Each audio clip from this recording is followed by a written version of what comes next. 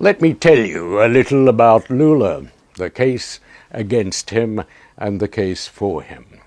Lula is a phenomenon. He was at 8 years old selling peanuts on the streets of the slums in North Brazil to make money for his mother and his brothers and sisters. He never did an exam in his life, except at 14 he passed an exam to become a lathe operator. And that he was until he was about 30 and drawn into trade union activities. He never went to university, he never absorbed any of the isms of the 60s, Trotskyism or communism. And I think that was probably one of his strengths as a trade union leader. He wasn't doctrinaire. His only concern was to get better conditions for the workers and to increase their human rights. And that was extraordinary in a country of 200 million people where poverty was to a very large extent endemic. He first of all led the union movement against the military junta, overthrew that, and then gradually, by setting up a political party, he believed that the trade unions would not achieve their aim of improving workers' conditions unless they had a political party. So he founded the Workers' Party. And between 2003 and 2010, he was president of this enormous country. And his achievements were truly great. He lifted some 40 million people out of poverty, and that's conceded even by his enemies. He developed programs that are still recommended by the UN today, the program of giving money to the wife in the family and not the husband, and make sure she kept it so long as she inoculated her children and sent them to school. These far-sighted, important programs still work for the relief of poverty, and his crediting of keeping 40 million people, lifting them out of poverty, twice as many almost people as live in Australia today. So that was one of his many achievements on the world stage. He opposed George W. Bush over Iraq, but nonetheless retained friendly relations on the whole with America. He was a wise and astute leader. Of course, he made enemies, vicious enemies, the right-wing press in particular, whose right-wing obsessions put Rupert Murdoch in the shade. A really vicious press against him, and of course elite groups like the judges. To be a judge in Brazil, you do an exam in your 20s and then you're part of this judicial elite. So they came after him. Oh boy, did they come after him. 200 policemen and prosecutors having complete control, and one judge in particular, Judge Moro, who, and this goes back to the extraordinary nature of criminal law in Brazil.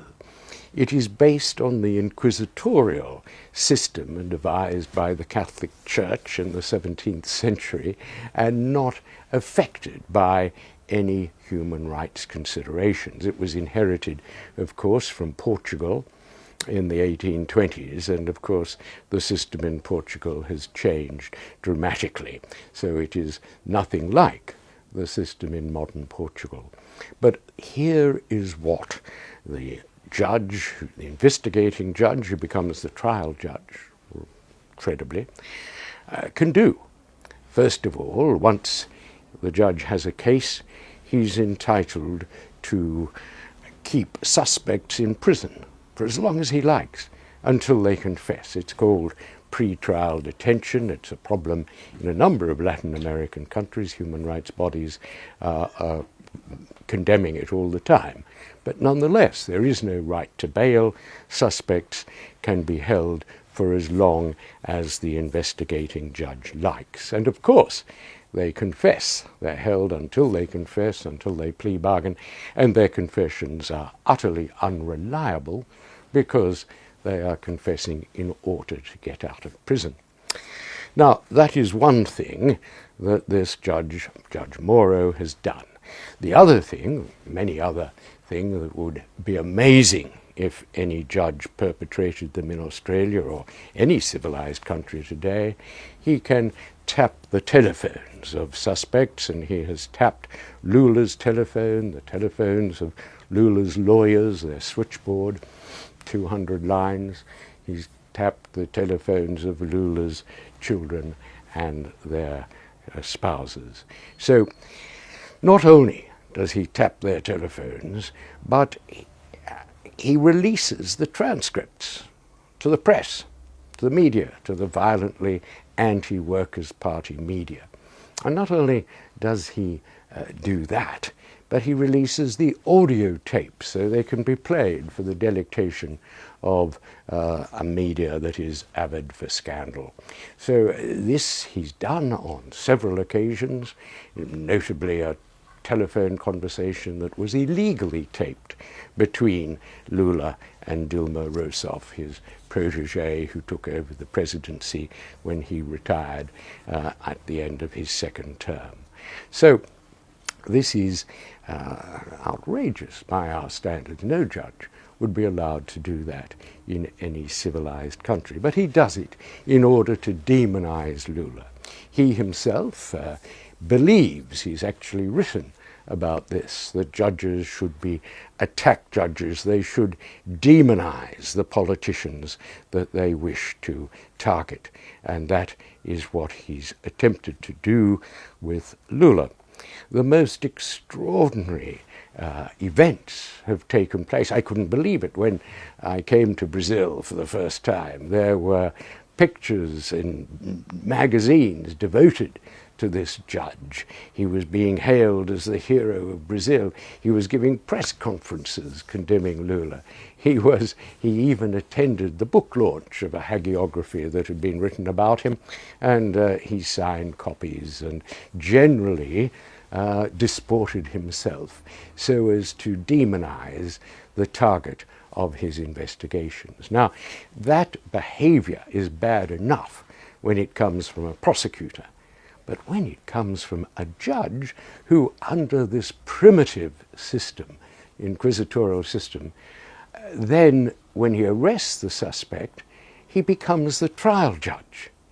Now, it's absolutely fundamental in any decent criminal system that you are entitled to a trial by an impartial judge.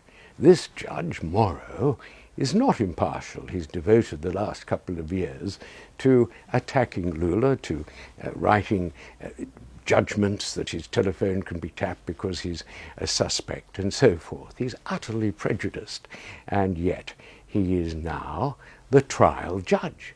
Can Lula object to him? Of course, Lula has. Where does the objection go? It goes to Judge Moro himself, who's decided against all the evidence that he's not biased. Of course he is. He will give Lula an unfair trial. There is no doubt in my mind that he will convict Lula, and his conviction will come in time to stop Lula standing again as president for the Workers' Party in 2018. The last time he stood in 2006, he got 58 million votes. He was the most popular man in the world. No one in a democracy has ever got as many votes. He may well be president again in 2018 unless Moro can convict him, and thus he can't stand. And who might be elected as president? All the press say that Moro himself should stand and become president of Brazil. Moro has not denied this possibility. So we have the extraordinary situation where Lula, who has done very good things for people in Brazil and in the world, he's gone around the world explaining his policies for lifting people out of poverty, is really being persecuted, not prosecuted, persecuted by a judge taking advantage of this primitive system. And, oh boy, is he taking advantage. He gives press conferences whipping people up to demonstrate, demanding that Lula be put behind bars. He's like Donald Trump in relation to Hillary Clinton. He's encouraged demonstrations where they have Lula dolls, Lula balloons, effigies of Lula in prison clothes. And this, of course, is the result of media management by the extremely right-wing media monopoly, Globo, that exists in Brazil.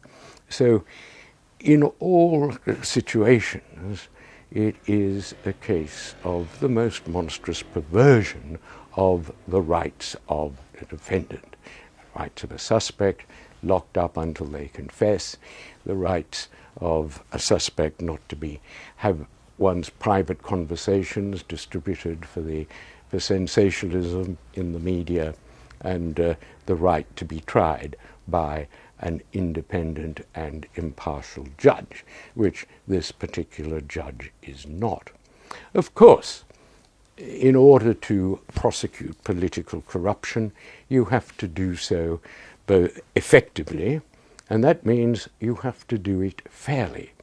The charges against Lula, I've looked at them, there's nothing to them.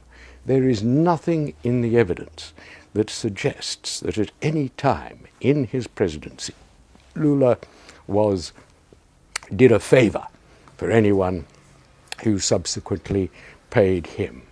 There is no discovery of money stashed away in overseas bank accounts. He lives very modestly in a flat that is really a lower middle class flat in Sao Paulo. And there is no evidence yet discovered by the prosecution of any corruption as we would know it, no bribe that he's taken while he was president. Of course, he's not, despite his high position and the respect which one should have for him as a successful workers' politician, he has never pretended that he has any kind of immunity. He's always gone and answered police questions. But as I've looked at the evidence, there is really no evidence of corruption. There is evidence against others that while Lula was president, they, corrupt building cartel, did rip off the Petrobras, which was the national oil and gas company, but there is no direct connection to Lula. He was, of course, the president of a country with 200 million people.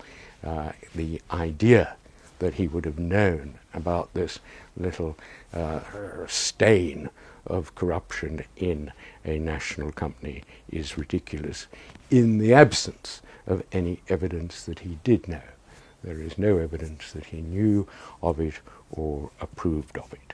So these are just some of the reasons why the international community, those who care about human rights, no matter what side they're on, whether they're pro-trade unions or against trade unions, should be greatly concerned about the persecution of a man who has achieved in his life a great deal, and the persecution of him by a primitive legal system that denies him his basic rights. He cannot get a fair trial in front of Judge Moro. He will be convicted. No judge in Australia or anywhere else could survive behaving this way.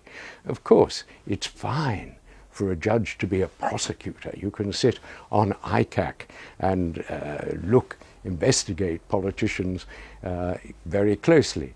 But the whole point is that once ICAC has the evidence, it is handed over to a prosecutor who then has to persuade a judge and jury that the suspect is guilty. There are no juries in Brazil.